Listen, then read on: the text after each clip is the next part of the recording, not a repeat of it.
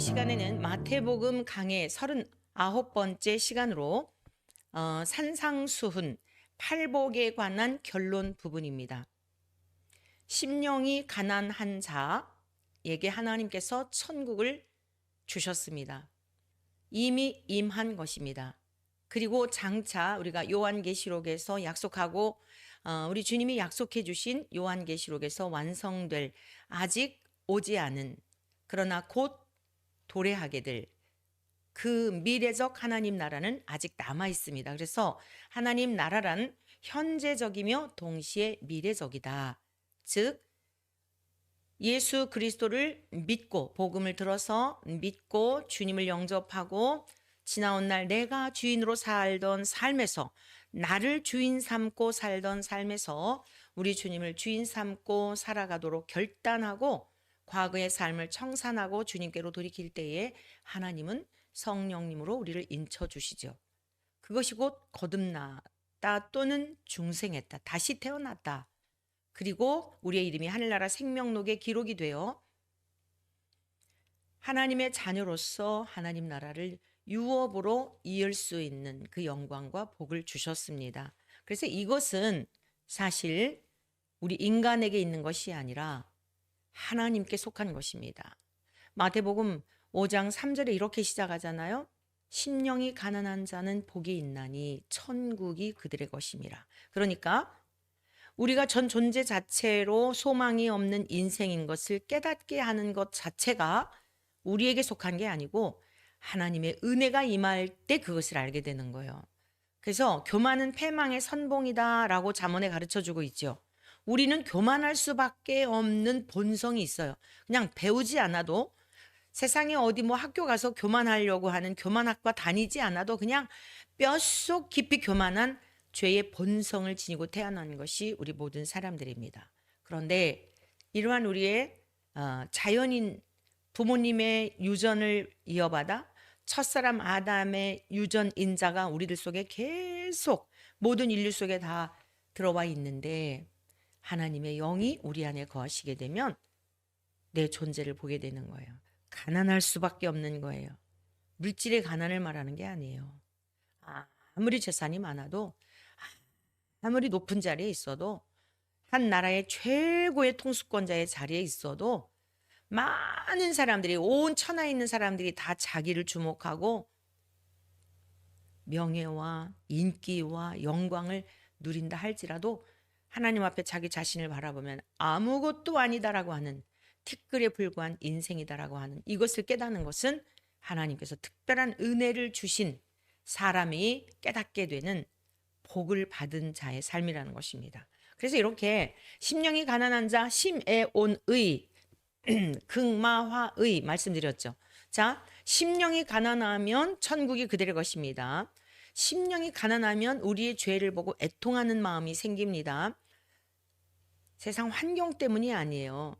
내 영혼의 실상을 바라보며 애통하는 마음, 죄된 그러한 모습을 바라보며 나 연약함을 바라보며 애통하는 마음이 생겨요. 그때 하나님의 위로가 있습니다. 그리할수록 주님의 성품을 닮아가요. 온유하고 겸손하신 주님을 닮아갑니다. 그리고는 세상을 향한 갈망이 아니라 열망이나 세상을 향한 어떤 이런 게 아니라 정말 주님 닮고 싶다. 나는 언제나 주님을 닮아 온전한 사람이 되지 죄와 상관없는 거룩한 삶을 살 수 있을까? 의에 줄이고 목마른 마음이 생기는 거예요. 재산을 많이 탐하는 게 아니라 어떻게 하면 우리 주님을 기쁘시게 해드리는 삶을 살 수 있을까? 가난한 삶 속에서도 날마다 근근히 살아가는 삶 속에서도 그의 갈망하는 바는 의에 줄이고 목마른 마음. 그리할 때 하나님께서 위로해 주시는 거예요. 오늘 종합적으로 다시 한번 이제 팔복에 대한 것을 마무리하기 위해 여러분들에게 지금 정리해 드리는 것입니다. 자, 의에 줄이고 목마른 자는 배부르다. 육적인 배부름이 아니에요. 하늘로부터 내려주시는 그러한 만족한 삶이 있다. 그러한 사람은 다른 이들을 볼 때 긍휼히 여기는 마음을 갖게 됩니다. 그건 내 마음이 아니에요. 어떻게 우리가 이기적이고 자기중심적이고 우리는 태어날 때부터 완고한 이런 성향을 가지고 태어났는데 다른 사람을 돌볼 여력이 어디 있습니까? 그런데 천국이 천국의 주인이신 주님과 연합이 되어서 주님이 내 안에 내가 주님 안에 거하게 되면 주님의 시선으로 세상을 바라보는 거예요. 타자의 모습 속에서도 과거의 나의 모습을 보는 거예요. 또한 나도 주님을 알지 못했다면 저기를 갈 텐데, 내가 주님을 만나지 않았다면 나도 저런 사람처럼, 아니 그 이상 더 주님의 이름을 욕되게 하는 자가 되었을 텐데, 첫째는 나에게 긍휼을 베풀어 주신 은혜에 감사하고 타자를 보면서 긍휼한 마음을 갖게 되는 거예요. 우리가 어떤 불법과 불의와 불경건에 대하여서 그리하면 안 된다라고 세상을 향하여 외치지만 사실은 그것은 부차적인 거예요. 나의 영혼의 실상을 바라보며 진정 그리스도의 마음이 우리 안에 부음받은 경우에는 긍휼히 여기는 마음을 갖게 되는 것입니다. 그리스도의 사랑이 없이는 절대 긍휼한 마음 가질 수 없어요. 나를 괴롭게 하고 나를 힘들게 하고 나를 배신했던 사람조차도 긍휼한 마음을 갖게 되는 것입니다. 여러분, 지옥이 무엇이죠? 남을 미워하는, 그게 바로 지옥입니다. 정죄하고 판단하고 참소하고 선악이 무엇인지를 내가 분별하는 주체가 될 때 그게 지옥이에요. 그게 하나님을 떠난 인생, 아담과 하와의 가정에서의 모습 아니었겠습니까? 자, 그래서 내 마음에 있는 이러한 것들을 주님께 다 올려드리고 이웃과의 관계성 속에서도 막힘이 없고 하니까 어때요? 마음이 청결해지는 거예요. 깨끗해지는 겁니다. 하나님의 뜻을 알게 되는 거예요. 그들이 하나님을 볼 것이라 그랬잖아요. 영이신 하나님을 어떻게 볼 수 있어요? 볼 수 없습니다. 육을 입고 있는 우리가 하나님을 보면 죽어요. 그러나 내주하시는 성령님을 통하여서 이 땅에 하나님의 형상이신 예수님이 오셔서 다 폭로하셨잖아요. 하나님은 어떤 분이신지 드러내셨잖아요. 그래서 그 예수님이 내 안에 성령님으로 함께 하실 때에 하나님의 의도를 알게 되고 하나님의 마음을 알게 되고 하나님의 계획을 알게 되고 나를 향하신 하나님의 뜻, 인류의 역사 속에 운행하고 계시는 하나님의 뜻, 이러한 것들을 분별하게 되니까 진리를 알지니 진리가 너희를 자유케 하리라. 어떤 상황에서도 요동하지 않고 흔들리지 않고 자유로운 삶을 살 수 있는 것입니다. 자, 그러면 어떻죠? 하나님과 우리와의 관계에 죄악의 담이 가로막혀 있어 하나가 될 수 없었잖아요. 그런데 예수님께서 위로부터, 하늘로부터 성령으로 잉태되신 주님이 우리의 죄 문제를 다 해결해 주심으로 말미암아 중보자가 되셨잖아요. 화평케 하시는 우리 주님이 화목의 제물이 되셨잖아요. 짐승의 피가 아니라 우리가 주님께서 화목 제물이 되신 예수님으로 말미암아 하나님과 하나가 되었기 때문에 그 은혜를 입은 우리들도 이 땅에 살아가면서 화평하지 못한 사람들, 다툼이 있는 곳에 화평케 하는 일을 도모하게 되는 것입니다. 자연스러운 거예요. 이러한 것들은 전부 그냥 자연스럽게 맺혀지는 것이지 내가 그렇게 해야 되겠다 해서 되는 게 아니에요. 우리 안에 내주하시는 성령님이 그러한 열매를 맺도록 역사하시는 것입니다. 화평하게 하는 자는 복이 있나니 그들이 하나님의 아들이라 일컬음을 받을 것이다. 하나님 나라의 상속자인데 이 세상에서의 전쟁의 위협, 다툼과 시기와 질투와 많은 재물의 유혹과 여러 가지 일들이 있다 할지라도 잠깐 마음이 흔들릴 수는 있지만 거기에 넘어가지는 않는다는 말씀이에요. 우리 힘으로 이기는 게 아니라 내주하시는 주의 성령님이 붙들어 주시기 때문입니다. 자, 이러한 사람들은 오해를 받곤 하죠. 너만 잘났냐, 네가 뭔데 그러냐라고 하는 오해를 받을 수 있어요. 의를 위하여 박해를 받게 된다는 말씀입니다. 그런데 기뻐하라고 말씀하고 있어요. 왜요? 천국이 그들의 것입니다. 증거가 있다는 거예요. 너희들이 정말 심령이 가난하여 천국이 임했느냐? 그러면 결론적으로 너희들은 의를 위해서 박해를 받게 될 거다. 그날에 기뻐하고 즐거워하라. 왜냐? 이전에 있었던 믿음의 선진들이 다 그 길을 갔다. 우리 주 예수 그리스도께서 그 길을 갔고 구약의 옛 선지자들도 그 길을 갔고 너희들이 지금 이 땅에 살면서 그 길을 가고 있다면 너희들은 진짜야. 너희들은 진짜 천국이 임한 자들이야. 너희들은 천국 백성이야. 장차 천국에서 살게 될 거야.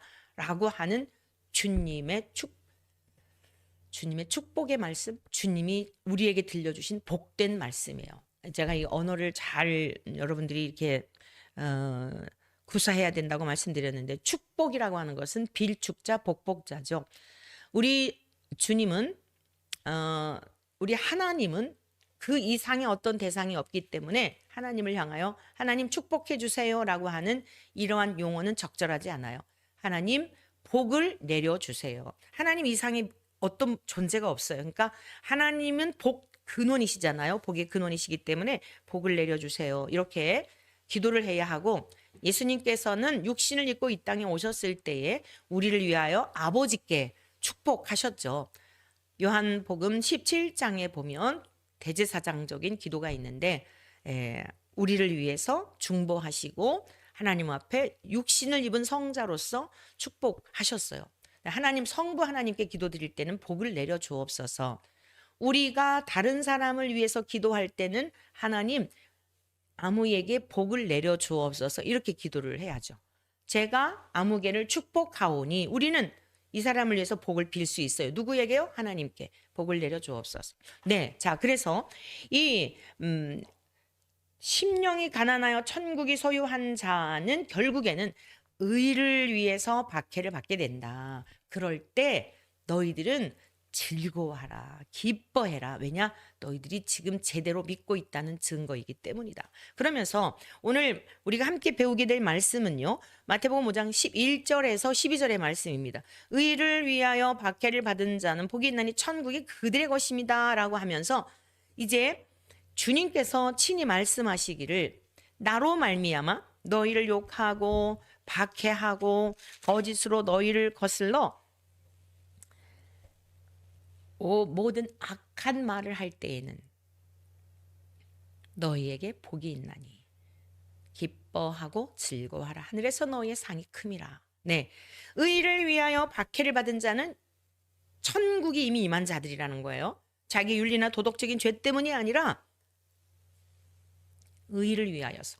자, 그러면서요, 너희 전에 있던 선지자들도 이같이 박해했다. 확실한 증거가 있다는 거예요. 그러면서 말씀하시기를 오늘 이 말씀을 우리가 좀 더 구체적으로 잘 이해하기 위하여 우리 주님이 제자들에게 12제자를 부르시고 그들을 세상 속에 파송하시면서 앞으로 당할 일에 대하여 말씀하셨는데, 그 말씀을 우리가 좀 살펴보도록 하겠습니다. 마태복음 10장 16절에서 17절입니다. 구체적으로 이 말씀을 주님께서 미리미리 다 예고하셨어요. 갑자기 그렇게 당하게 하신 게 아니에요. 보라, 내가 너희를 보냄이 양을 이리 가운데로 보냄과 같도다. 그러므로 너희는 뱀같이 지혜롭고 비둘기같이 순결하라. 사람들을 삼가라. 그들이 너희를 공회에 넘겨주겠고 그들의 회당에서 채찍질하리라. 미리미리 주님은 다 말씀하셨어요. 지금 의를 위하여 박해를 받는데 구체적으로 주님이 지금 제자들이 앞으로 당할 일들에 대한 것을 말씀하신 것입니다. 자, 그리고는요, 예수님이 이제 승천하시죠. 예수님께서 이 땅에 오신 목적, 우리의 죄의 값을 속량하시기 위하여 십자가에서 모든 저주의 불세례를 받으신 다음에 우리의 죄의 값을 다 지불하신 거예요. 그러니까 우리도 우리 주님의 십자가에 죄를 다 같이 죽어 우리도 묻어버려야 돼요. 무덤에 묻어야 사흘 후에 부활하는 겁니다. 여전히 예수님 믿는다고 하면서도 죄를 쌓아들고 다니면 부활할 수 없어요. 그 죄의 무게 때문에 부활 못해요.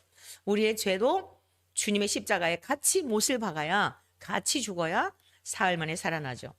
예수님은 제자들에게 이 말씀을 다 경고해 놓으신 다음에, 그리고 이제 제자들이 그러한 일을 당할 때 떨지 마라, 두려워하지 마라, 무서워하지 말라, 기뻐해라, 이렇게 말씀하신 겁니다. 그리고 어떻게 이 말씀들이 응하여졌는지 사도행전 4장 1절에서 3절의 말씀을 같이 보십니다.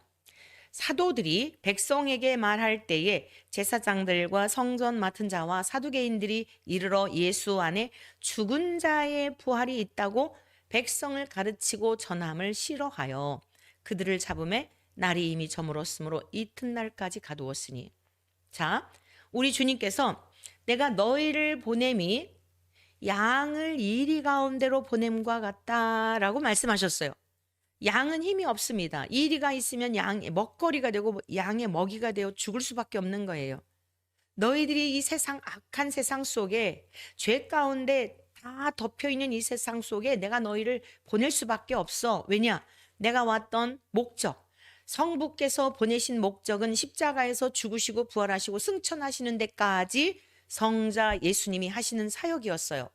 그러면 성자 예수님의 육체를 입으신 그 사역은 하늘로 승천하시고 성령님이 오셔서 사람들을 통하여, 제자들을 통하여, 또 오늘 이 시대를 살아가고 있는 이 복음, 진리의 말씀을 듣고 있는 우리들을 통하여 역사하시는 것이거든요. 그러니까 성령님도 성자와 성부와 동일하신 인격이시기 때문에 곧 삼위일체 하나님이 우리 안에 계신 거예요.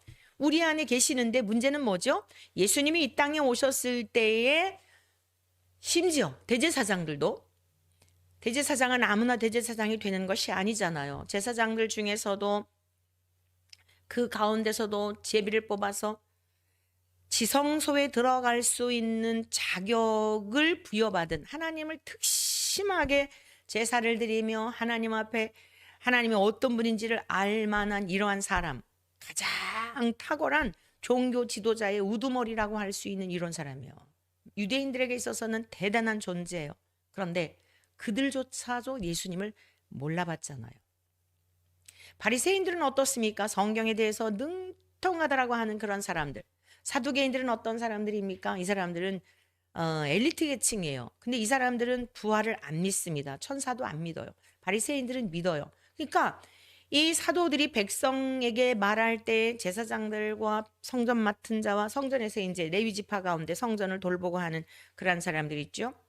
다 하나님과 성부 하나님과 관계 있다고 생각하는 사람들이에요. 죽은 다음에 믿든지 안 믿든지 어찌됐건 하나님을 안다고 하는 그런 사람들입니다. 그런데 예수 안에 죽은 자의 부활이 있다고 목격자들, 사도들은 목격자들이잖아요. 목격자들이 가르치고 전한 겁니다.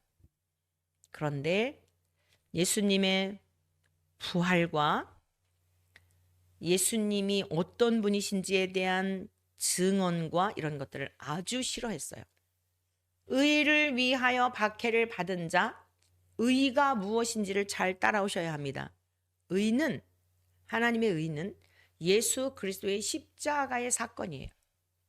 하나님의 사랑과 공의가 예수 그리스도의 십자가를 통하여 완성하신 거예요.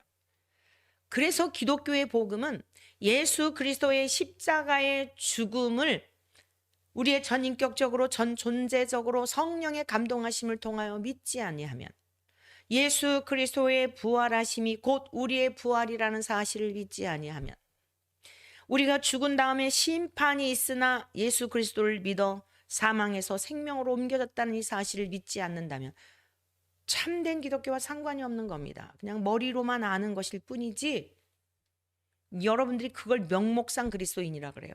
웨슬리 목사님이 그걸 명목상 그리스도인이라 그랬어요. 명목상 그리스도인들이 대충 믿는 줄 아시나요? 귀신들도 믿고 떠든다 그랬습니다. 가장 먼저 예수님이 오셨을 때 귀신 들린 자들이 먼저 알아봤죠. 그래서 마가복음에 보면 귀신 들린 자들이 얼마나 예수님의 사역을 방해하는지 몰라요. 난 당신이 누군지 압니다. 근데 나와 상관이 없습니다. 왜 우리를 멸하러 왔습니까? 이러고서는 사람 속에 다른 인격체가 들어와서, 몸체는 아니고요. 다른 인격이 들어와서 그 사람의 지각과 이성과 생각 모든 것을 주장하는 게 귀신 들려 있는 상태예요. 우리 보통 자연인은 어때요? 나의 이성, 나의 지각, 나의 판단력 이런 게 있잖아요. 이런 것들이 고장나지 않으면 기본적으로 그냥 세상에 정한 법과 양심을 따라서라도 그냥 반듯하게 살아갈 수는 있어요. 그러나 마음으로부터 품어지는 그러한 것들은 의로운 사람이 없나니 하나도 없는 건 뭐 말할 수 없고요. 자, 오늘 사도들이 예수님께서 의를 위하여 박해를 받은 자는 복이 있나니 천국이 그들의 것임이라. 나로 말미암아 너희를 욕하고 박해하고 거짓으로 모든 악한 말할 때 기뻐하라. 이 말씀이 예수님이 하늘로 승천하시고 성령님 오신 다음 그때부터 본격적으로 그대로 응하여지고 있다 이 말씀입니다. 하나님을 잘 알만한 제사장들이나 바리새인이나 사두개인들이나 대제사장들이나 막 서기관이나 종교 집단 갈수록 박해가 심해지려고 지금 초반이에요. 오순절 마가다락방에서 성령님의 충만함을 입고 나서 그 겁쟁이였던 베드로가 담대하게 오순절에 설교를 하고 하니까 막 기적이 일어나고 회개의 역사가 일어나고 하니까 난리가 난 거예요. 주변에 지각 변동이 일어난 겁니다. 저 사람 학문 없는 보통 사람인 줄 알았는데 어떻게 저렇게 언변이 탁월하지? 그의 구제에 당할 자가 없었던 거예요. 바울 사도며 사도들이 그냥 입을 통해서 성령님이 말씀하신 거예요. 베드로의 능력이 아니고요. 이걸 착각하시면 안 돼요. 그 사람을 도구로 쓰시는 거예요.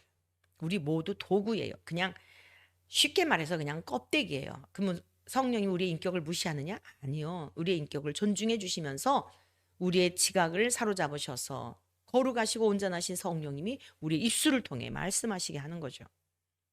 그런데 이거를 전하지 못하게 한 거예요. 뭘 전하지 못하게 한 거예요? 예수 안에 죽은 자의 부활이 있다. 이걸 전했더니 그거 전하지 말라고 잡아 가둔 겁니다. 자, 4장 4절을 볼까요? 사도행전 4장 4절. 말씀을 들은 사람 중에 믿는 자가 많으니 남자의 수가 약 5천이나 되었더라. 네, 두 가지 반응이 항상 나타났어요. 이렇게 예수 안에 죽은 자의 부활이 있다라고 하는 이게 복음이죠. 죽음으로 끝나지 않는다. 우리는 반드시 다시 산다.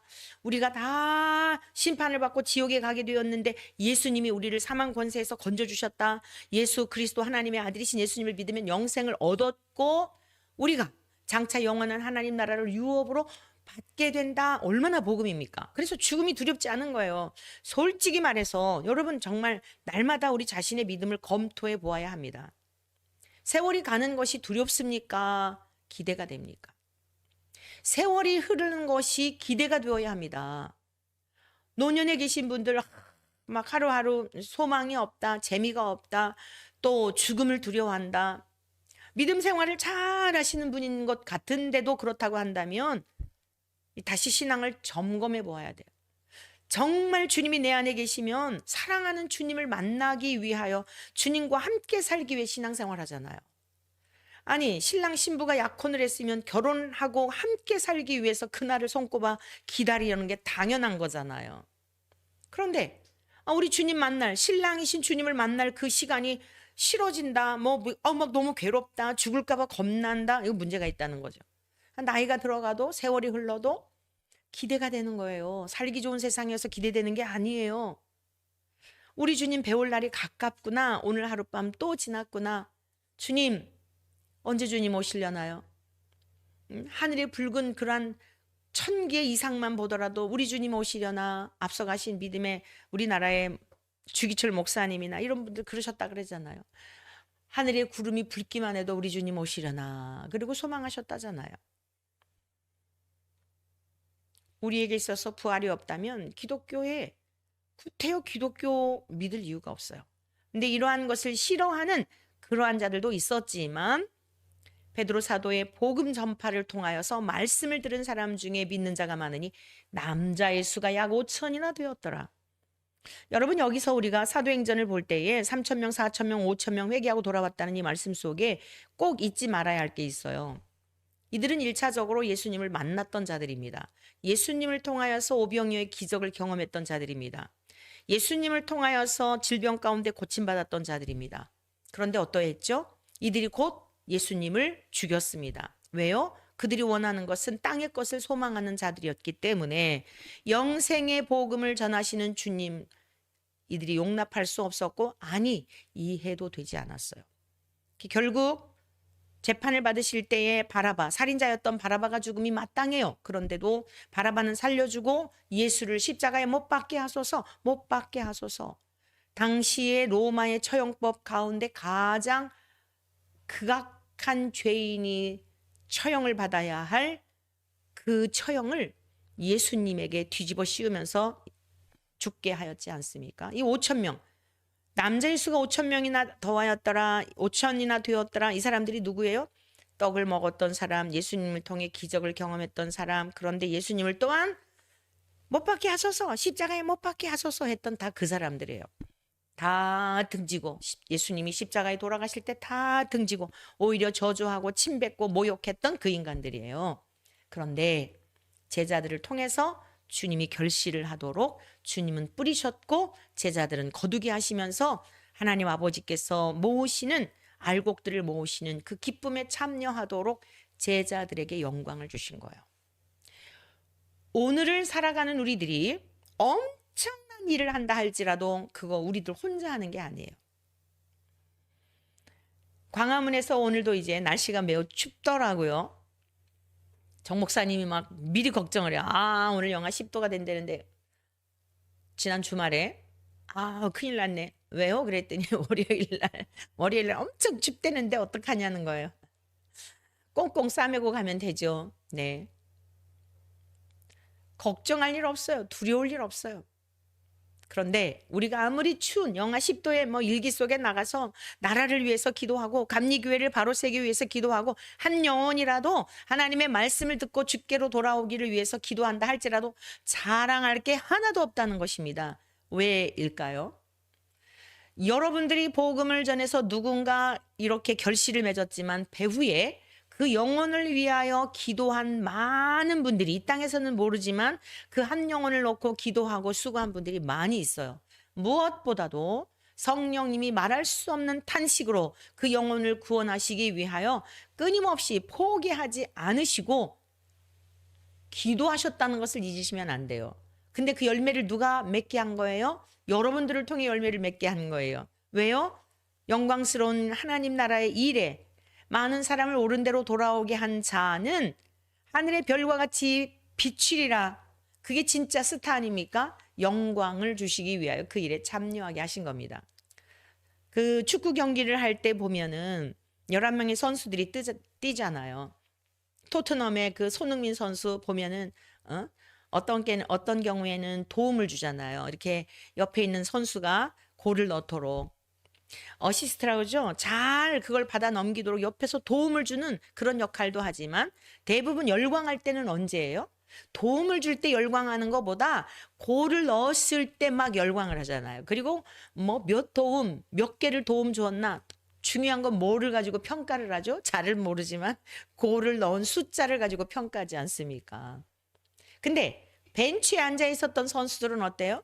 그들도 영광을 같이 누리게 되죠. 그래서 뭐 작년에 어떤 경기 있었잖아요. 그래서 뭐 뛰지도 않았는데 벤치에 앉아만 있었는데 병역을 그 뭐 무슨 게임이었죠? 하여간 작년에 무슨 게임이 있었는데 병역을 그거 뭐 이렇게 면제해 주는 게 맞냐 어쩌냐. 그냥 앉아만 있었는데 막 그게 말이 되냐 안 되냐. 말이 되는 거예요.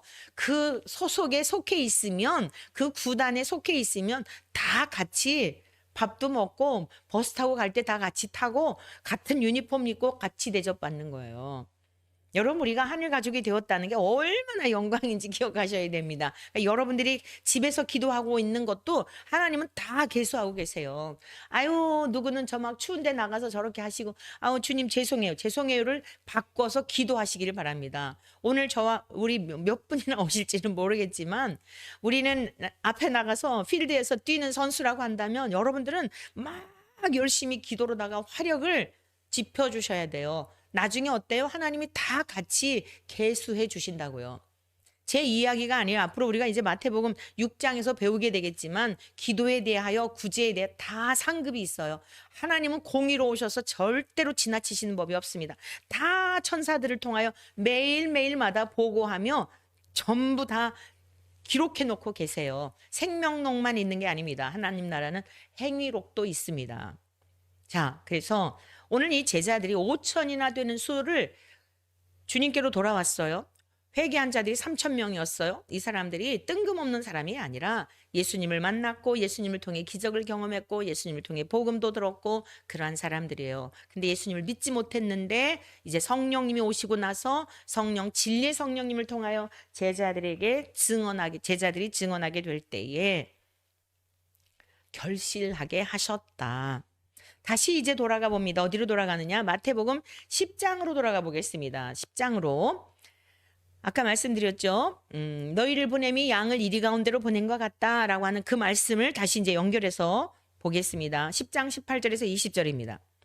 또 너희가 나로 말미암아 총독들과 임금들 앞에 끌려가리니 이는 그들과 이방인들에게 증거가 되게 하려 하심이라. 너희를 넘겨줄 때에 어떻게 또는 무엇을 말할까 염려하지 말라. 그때 너희에게 할 말을 주시리니 말하는 이는 너희가 아니라 너희 속에서 말씀하시느니 곧 너희 아버지의 성령이시니라. 네, 성부 하나님, 성자 하나님, 성령 하나님 동일하신 분이세요. 그런데 진리의 성령님으로 성령 하나님으로 임금들 앞에 끌려가고 세상의 권세자들에게 끌려갔을 때 두려워하지도 말고 염려하지도 말고 무슨 말 하지 걱정하지 말라는 거예요. 그때 너희 입술에 할 말을 주시겠다는 거예요. 여러분, 이 말씀이 사실은 잘 체감이 안 될 수 있어요. 근데 언제 이 말씀이 체감이 되냐면 복음을 전할 때. 진짜 복음을 전할 때 보면은요. 제가 이제 전철 전도를 한 15년을 했잖아요. 전철 전도를 15년을 했는데 생각지 않은 말씀들을 주세요. 비행기에서도 설교를 했었죠. 생각지 않은 말씀을 주세요. 그 때와 장소에 맞게 주세요. 그래서 가장 놀라는 사람이 누구냐면 전도자예요. 이야, 이건 내가 전하는 게 아니다. 주님이 미리 다 말씀하신 거예요. 내가 전하는 게 아니기 때문에 우리는 도구일 뿐이에요. 우리의 입술을 통하여 도구로 하나님 앞에 쓰임받는 것일 뿐이지 영광을 하나님께 올려드려야 하는 이유가 바로 그거예요. 우리는 도구예요. 그래서 어떠한 일을 행했다 할지라도 우리는 어떤 자세를 가져야 하느냐. 무익한 종이 마땅히 할 일을 행한 것뿐입니다. 라는 마음을 가져야 돼요. 할렐루야. 여러분들이 남들에게 식사 한 끼를 대접해 주어도 여러분의 돈이라고 생각하시면 안 돼요. 주님의 것 가지고 생색냈습니다. 내가 대신 주님 건데 내가 사주면 어때요? 칭찬이 나에게로 오잖아요. 그것도 내게 아닌 거예요. 주님의 것 가지고 내가 생색내는 거예요. 이게 분명해야 우리가 끝까지 완주할 수 있는 겁니다. 끝까지 천국에까지 가는 게 목적이지 골을 넣어야지 득점이 되는 거지. 진짜 아쉬운 게 뭐예요? 골대를 맞고 옆으로 뛰쳐나가는 거 보면 너무 아쉽잖아요. 아우 진짜 골대 골망을 흔들고 위로 평 들어가지 못하는 거 보면 너무 아쉽잖아요. 그냥 여러분 경기만 보시지 말고 주여 내 영혼이 저렇게 골대 맞고 튕겨져 나가지 않게 도와주옵소서. 천국에까지 무사히 입성할 수 있게 해주시옵소서. 우리의 목적지는 이 땅이 아니라 말씀입니다. 베드로는 주님이 말씀하셨던 미리 예고해 두셨던 이 말씀들을 그대로 성령님께서 베드로를 통하여 이루시고 계신 걸 볼 수 있어요. 다시 사도행전으로 갑니다. 자, 4장 5절에서 14절. 지금 이 성령님이 충만하게 임하시고 난 때의 이 상황입니다. 이튿날 관리들과 장로들과 서기관들이 예루살렘에 모였는데 대제사장 안나스와 가야바와 요한과 알렉산더와 및 대제사장의 문중에 다 참여하여. 이 세상에 유대인들에게 있어서는 이 종교적인 권위자들이 그 권세가 대단해요. 아무튼 다 모여가지고 사도들을 가운데 세우고 묻되 너희가 무슨 권세와 누구의 이름으로 이 일을 행하였느냐. 베드로의 직업이 뭐예요? 어부잖아요. 무슨 고등교육을 받았을까요? 우리나라나 유대인들이나 직업에 대한 그러한 그 인식들이 거의 비슷해요. 어부, 농부, 그렇게 귀하게 여기는, 사실은 그분들이 굉장히 중요한 거죠. 우리들의 먹거리를 제공해 주는 분들이잖아요. 그런데도 불구하고 이들은 아주 업수히 여기는, 업신 여기는 이러한 마음들이 있었어요. 그래서 묻는 거예요. 너희 무슨 권세와 누구의 이름으로 이 일을 행하였느냐. 자, 8절. 이에 베드로가 성령이 충만하여 하나님의 신에 완전히 사로잡혀 있다, 이 뜻입니다. 성령이 충만하다는 것은 하나님의 영으로, 하나님의 인격으로, 하나님의 생각으로 온전히 사로잡혀 있는 상태가 성령의 충만함이에요. 저와 여러분들이 평생 구해야 될 게 바로 그거예요. 우리의 지각, 우리의 이성, 우리의 생각은 쓸데없어요. 왜 쓸데없냐? 온전하지가 않으니까요. 후회할 때가 많아요. 이때는 이렇게 하면 좋겠다 생각했는데 지나놓고 나면 괜히 그랬네라고 하는, 괜히 정말 주여 정말 선한 게 없습니다. 또 회개해야 돼요. 그러나 성령님은 온전하신 분이잖아요. 온전한 인격이시잖아요. 우리 안에 계셔서 나의 지각과 나의 생각을 사로잡게 되면 이렇게 충만한 상태가 되는 거예요. 백성의 관리들과 장로들아 라고 하면서 우리 주님의 말씀을 지금 선포하는 겁니다. 만일 병자에게 행한 착한 일에 대하여, 이 착한 일이라고 하는 것은 이게 우리가 생각하는 뭐 바보처럼 말 안 하고 이게 아니에요. 은혜라고 하는 뜻이 있어요. 은혜. 우리 주님과 연합이 되어 주님의 능력으로 행하는 것. 이게 착한 일이에요. 이 사람이 어떻게 구원을 받았느냐고 오늘 우리에게 질문한다면 너희와 모든 이스라엘 백성들은 알라. 너희가 십자가에 못 박고 하나님이 죽은 자 가운데서 살리신 나사렛 예수 그리스도의 이름으로 이 사람이 건강하게 되어 너희 앞에 섰느니라.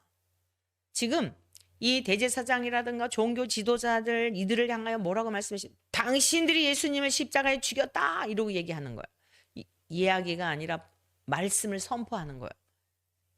그런데 이 예수는 누구냐? 그러면서 11절 너희 건축자들의 버린 돌로서 집 모퉁이의 머릿돌이 되었느니라. 너희들이 예수님을 알아보지 못하고 건축을 할 때 머릿돌 그 머릿돌로 다 연결이 되어져 가는데 그걸 알아보지 못하고 버리지 않았느냐? 하나님께서 이 땅에 보내신 구원자이신데 그 구약의 선지자들을 통하여 예언된 대로 오신 분인데 너희들이 그분을 버리지 않았냐? 십자가에 죽게 하지 않았냐? 라고 하는 것입니다.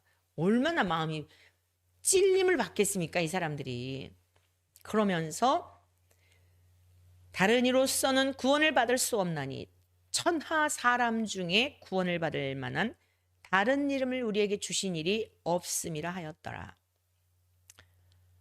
자, 이게 베드로의 이야기겠어요? 너희가 임금들과 집권자들 앞에 설 때 무슨 말을 할지 염려하지 말아라. 근데 너희들은 끌려가게 될 거다. 그들 앞에 서게 될 거다. 다 말씀하셨잖아요. 지금 실제가 되고 있는 거예요. 베드로의 입술이 성령의 충만함을 입게 되니까 그냥 그 입에서 폭포수와 같이 말씀이 막 쏟아져 나오는데 13절 보실까요? 그들이 베드로와 요한이 담대하게 말함을 보고 그들을 본래 학문 없는 범인으로 알았다가 이상히 여기는 거예요. 또 전에 예수와 함께 있던 줄도 알고 이들이 예수님을 얼마나 업신여겼습니까? 우리 주님의 행색은 어땠을까요? 이들은 막 옷수를 화려하게 하고 거리에 다니면서 사람들에게 존경을 받고 그냥 그 앞에 지나가면은 고개는 빳빳하고 사람들은 굽신거렸을 텐데 우리 예수님은 어떠셨죠? 얼마나 남루하셨겠어요. 제때 뭐 식사는 하셨겠습니까? 이사야 53장에 보면은 예수님의 그 모습에 대하여 사람들이 이렇게 고개를 돌릴 그러한 모습이었다라고 증언하고 있어요. 우리가 이 서구 영화라든가 이 성화 예수님에 대한 그림들 보면 막 아주 막 콧날도 오뚝하고 너무 잘생긴 미남들을 등장시켜서 예수님의 역할하고 하니까 우리들이 어떤 환상이 있는데 예수님은 흠모할 만한 것이 없는 분이라 그랬어요. 그래서 저와 여러분들이 사람을 볼 때 외모로 자꾸 보는 이거를 바꾸도록 해야 돼요. 그 사람 속에 있는 정말 가치를 볼 수 있는 하나님이 이 사람 어떠한 사람으로 생각하고 계시는가 하나님이 보시는 이 사람 어떤 모습인가를 존재 자체로 보는 훈련을 하셔야 돼요. 어린아이들일지라도 마찬가지예요. 어린아이들이 계속 어린아이가 아니에요. 이 아이들이 장차 어떠한 사람으로 하나님 앞에 쓰임받을지 하나님의 계획하심에 하나님의 시선으로 바라보아야 돼요. 그래서 함부로 아이들에게 그냥 싹을 자르는 이야기를 하고 이 아이들에 대하여 현재 모습이 계속될 것처럼 그렇게 그거 기를 죽이는 일이고 하나님 앞에 그거 대적하는 일이에요. 절대 우리들에겐 그런 힘을 주신 적이 없어요. 이들이 지금 보는 게 그거예요. 학문 없는 범인으로 알았고 어부 출신이었고 그 예수 그와 같이 있었던 그 별 볼 일 없는 인생들인데 이런 겁니다. 근데 베드로 안에 누가 계셨어요? 예수 그리스도께서 거룩하신 성령님으로 이들이 그렇게 신봉하고 있는 율법을 준수한다고 하는 그 율법을 주신 하나님이 베드로 속에 요한 속에 거룩하신 영으로 함께 하셨던 겁니다. 오늘 여러분들이 이제 마태복음 5장 이 예수님이 산상수훈을 통하여 말씀하신 이 팔복을 마치면서 마친 게 아니죠. 사실은 계속되는 건데 팔복에 대한 것 정말 무엇이 복인가에 대한 것을 우리가 배우고 의를 위한 박해에 대하여 왜 의를 위하여 사는데 박해를 하는 거죠? 육신의 눈으로 보니까 그런 거예요.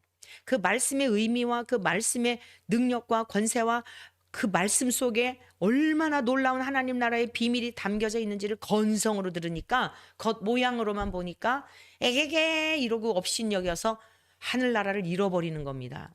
오늘 저와 여러분들의 시선이 장애를 입었을지라도, 아이일지라도, 남녀 노유를 불문하고 노인분일지라도, 다 돌아가시는 분일지라도 어느 누구도 경홀히 여기지 아니하고 소중히 여기는 이러한 영적인 눈이 열려지기를 주님의 이름으로 축복합니다.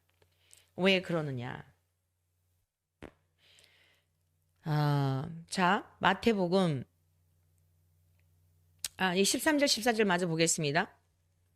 천하 사람 중에 구원받을 만한 다른 이름이 없다고 담대하게 전합니다. 그들이 베드로와 요한이 담대하게 말함을 보고 그들을 본래 학문 없는 범인으로 알았다가 이상히 여기며 그 전에 또 전에 예수와 함께 있던 줄도 알고 또 병 나은 사람이 그들과 함께 서 있는 것을 보고 비난할 말이 없는지라. 증거가 있는 거예요. 나면서부터 안진뱅이 되었던 자가 벌떡 일어나서 증인으로 있단 말입니다. 오늘을 사는 그리스도인들의 연약함이 어디 있을까? 야성을 잃어버린 것이 아닐까요? 성령의 충만함, 성령님이 함께 하시는 것은 야성적이어야지 여서가 아니에요. 내가 막 거리에 나가서 막 뭐 해야지가 아니에요. 베드로와 요한이나 주님의 제자들 특별한 게 아니었어요. 주님이 그들 속에 임하시니까 주님이 하셨던 그 사역들을 하게 된 것입니다. 그랬더니 어때요? 칭찬이 따라왔나요? 아니에요. 주님이 당하셨던 그 고난을 그들도 받게 된 겁니다. 공격을 받게 된 거예요. 공격합니다. 주님을 모신 자들은. 세상이 감당 못해요. 싫어해요. 자, 다시 마태복음으로 돌아갑니다. 10장 21절에서 23절입니다.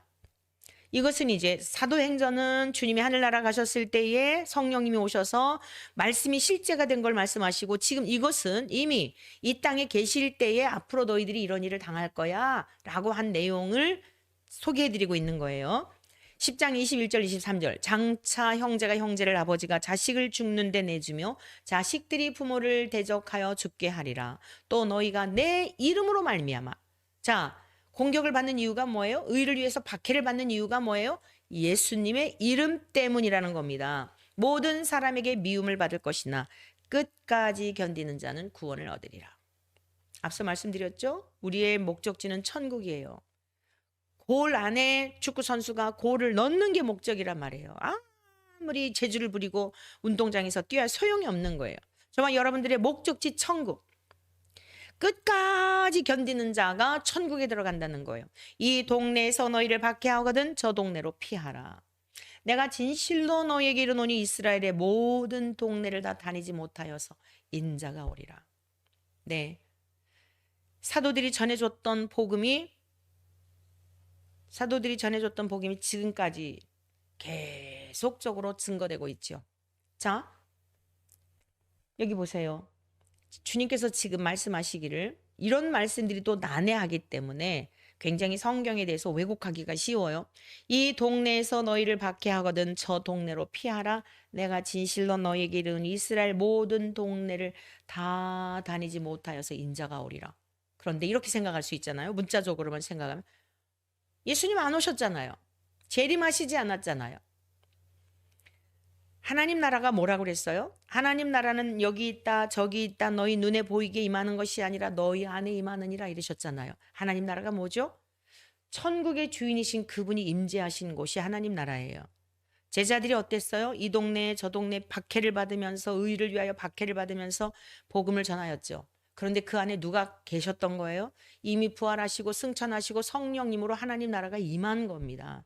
그래서 나는 부활이요 생명이, 나를 믿는 자는 죽어도 살겠고 무릇 살아서 나를 믿는 자는 영원히 죽지 아니하리니.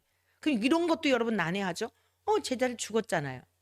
죽지 않았어요. 이미 그들은 죄 가운데 태어나서 죄 가운데 죽은 자였지만 죄와 허물로 죽은 우리 모두를, 그리스도인을 살리신 거예요.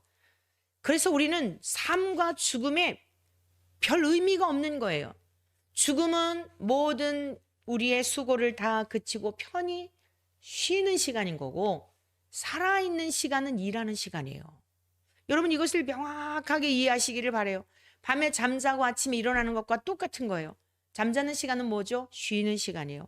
아침에 더 자고 싶지만 일어나는 건 뭐예요? 일해야 할 때이기 때문에 그런 거예요. 인자, 너희가 이스라엘의 모든 동네를 다 다니지 못하여서 인자가 오리라. 오셨지요. 어떻게요? 성령님으로요. 그런데 지금 우리 마지막 시대 우리들에게 있어서 영광은 뭔지 알아요? 재림주로 이제 하늘로 올라가신 주님을 실상을 보게 될 그 영광이 남아있는 거예요. 이때에도 성령님으로 임재하셔서 지금 이 밖에 사도행전 4장의 말씀을 제가 지금 소개해드렸는데 내주하시는 그 성령님을 통하여 이미 임한 하나님 나라 너희 안에 임하였느니라. 로마서 14장 17절에서는 바울 사도도 그 하나님 나라를 산 거예요. 그래서 빌립보에 뭐라고 말했어요? 하나님 나라가? 하나님 나라는 먹는 것과 마시는 것이 아니요 오직 성령 안에 의와 평강과 희락이라. 그래서 기쁨의 서신 빌립보서를 기록한 겁니다. 그리고 거기서 뭐라고 말씀하고 있어요? 내가 진짜 원하는 것은 저편과 이편의 사이에 끼어 있어서 저편과 이편의 사이에 끼어 있어가지고 마치 이 종이 한 장과 같아요. 내가 진짜 원하는 것은 빨리 육체의 장막을 벗고 주님 나라에 가는 것이다. 그런데 내가 이 땅에 있는 이유가 뭐냐? 그 하나님 나라의 영광스러운 비밀을 깨닫게 하셨는데 맛보게 하셨는데 내가 지금도 누리고 있는데 너희들에게 이 말씀을 전해 주어서 그 나라에 함께 가기 위한 그 목적 때문에 내가 진짜 원하는 건 빨리 천국 가고 싶은데 빨리 육체의 안식에 들어가고 싶은데 하나님이 안 데려가시고 이 땅에 여러분들과 함께하게 하는 것은 그 복음을 전하게 하기 위함이다라고 말씀하신 거예요. 그래서 서로 말씀드릴 때 제가 그랬잖아요. 우리가 진짜 예수님을 믿는다면 천국이 임했다면 날마다 세월이 지나가는 거 기대한다는 겁니다. 너무너무 기대한다는 거예요. 하루하루 살아가는 삶이. 자, 마태복음 10장 24절 28절입니다. 제자가 그 선생보다 또는 종이 그 상전보다 높지 못하나니 박해가 있다는 거예요. 우리가 모욕을 당하고 욕을 먹고 예수님의 이름 때문에 그렇다는 거예요. 사도들이 그랬던 것처럼. 그런데 제자가 그 선생 같고 종이 그 상전 같으면 조카도다. 그 이상 더 많은 심판, 예수님이 받은 고난보다 더 받지는 않는다는 거예요. 집 주인을 바알세불이라 하였거든 하물며 그 집 사람들이랴. 그런즉 그들을 두려워하지 말라. 감추인 것이 드러나지 않을 것이 없고 숨은 것이 알려지지 않을 것이 없느니라. 내가 너희에게 어두운 데서 이르는 것을 광명한 데서 말하며 너희가 귓속말로 듣는 것을 집 위에서 선포 드러나지 않을 게 없다는 겁니다. 다 드러난다는 거예요. 요즘 우리 대한민국을 보면 아주 정말 너무 답답해가지고 막 할 말을 잃어요. 거짓말이 진실인 것처럼 난무하고 거기에 속는 백성들이나 뭐가 진짜인지도 알 수 없는 이 기가 막힌 현실을 보며 그러나 여러분 멀지 않았어요. 하나님이 다 드러내게 하십니다. 죽은 다음에만 드러내지 않아요. 살아있을 때도 드러나게 하셔요. 그래서 우리가 두렵고 떨림으로 구원을 이루고 하나님 앞에서의 삶을 살아야 하는 것입니다. 정녕 우리가 두려워할 자가 누굽니까? 28절 몸은 죽여도 영혼은 능히 죽이지 못하는 자들을 두려워하지 말고 오직 몸과 영혼을 능히 지옥에 멸하실 수 있는 이를 두려워하라. 사랑하는 성도 여러분, 오직 하나님만을 두려워하시기를 바랍니다. 우리의 말하는 거 행동하는 거 다 계수하고 계십니다. 그리고 저와 여러분들이 버려야 할 것이 있습니다. 우선순위를 해야 할 것이 있어요. 우리가 정말 의를 위해서 박해를 받는다면 그것이 실제가 되기를 바란다면 결단해야 합니다. 아버지나 어머니를 마태복음 10장 37절에서 39절입니다. 아버지나 어머니를 나보다 더 사랑하는 자는 내게 합당하지 아니하고 아들이나 딸을 나보다 더 사랑하는 자도 내게 합당하지 아니하며 또 자기 십자가를 지고 우리 각자에게 주어진 멍에가 있어요. 그거 지고 따르라는 거예요. 벗어버리라는 게 아니에요.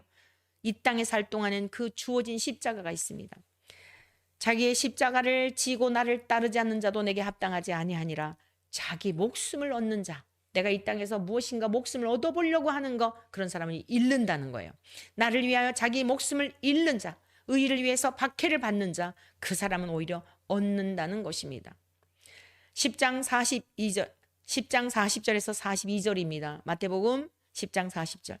자, 왜 우리가 의를 위해 박해를 받아요? 결론입니다. 너희를 영접하는 자는 나를 영접하는 것이요 나를 영접하는 자는 나를 보내신 이를 영접하는 것이니라. 그러니까 우리가 예수님의 이름 때문에 부활의 증인으로 저 영원한 하나님 나라를 위해서 우리가 복음을 전할 때 땅의 것만 바라보는 사람들은 이해가 안 돼요. 기독인들조차도 그래요. 목회자들조차도 그래요. 죽음 너머의 천국이 아니라 이 땅에 잘 먹고 잘 사는 평화를 누리는 그것만을 원하는 사람들에게는 부딪히게 돼 있어요. 그런데 우리가 그러한 날에도 상처받을 이유가 없다는 거예요. 너희 안에 있는 나를 거역하는 것이고 나를 영접하지 않는 것이기 때문에 너희들이 상처받을 이유가 없다. 또한 나를 보내신 하나님을 거부하는 것이다. 자, 41절 선지자의 이름으로 선지자를 영접하는 자는 선지자의 상을 받을 것이요 의인의 이름으로 의인을 영접하는 자는 의인의 상을 받을 것이요 또 누구든지 제자의 이름으로 이 작은 자 중 하나에게 냉수 한 그릇이라도 주는 자는 내가 진실로 너희에게 이르노니 그 사람이 결단코 상을 잃지 아니하리라 하시니라. 말씀을 맺습니다. 예수님과 연합이 되어 있다면 우리 입을 통하여 삶을 통하여 예수님을 증거하는 증인으로 살 수밖에 없어요. 그게 천국 임한 자의 삶이에요. 그런데 세상은 거부해요. 세상을 거부하는데 우리를 거부하는 게 아니라 우리 안에 계시는 예수님을 싫어한다는 거예요. 그 예수님은 하나님과 동일한 분이세요. 예수님을 거부하는 게 아니라 하나님을 싫어한다는 거예요. 그런데 그날에 박해를 받고 모욕을 당해도 낙심하지 말고 기뻐해라. 사람을 두려워하지 말고 겁내지 말고 비굴하지 말고 하나님 안에서 잘 가고 있구나. 하나님 나라가 임했구나 라고 하는 확증을 가지고 확실한 증거를 가지고 담대히 나아갈 것을 주님이 가르쳐 주셨습니다. 이 말씀 붙들고 승리의 삶을 주님 나라 갈 때까지 승리의 삶을 사는 저와 여러분 되시기를 주의 이름으로 축복합니다.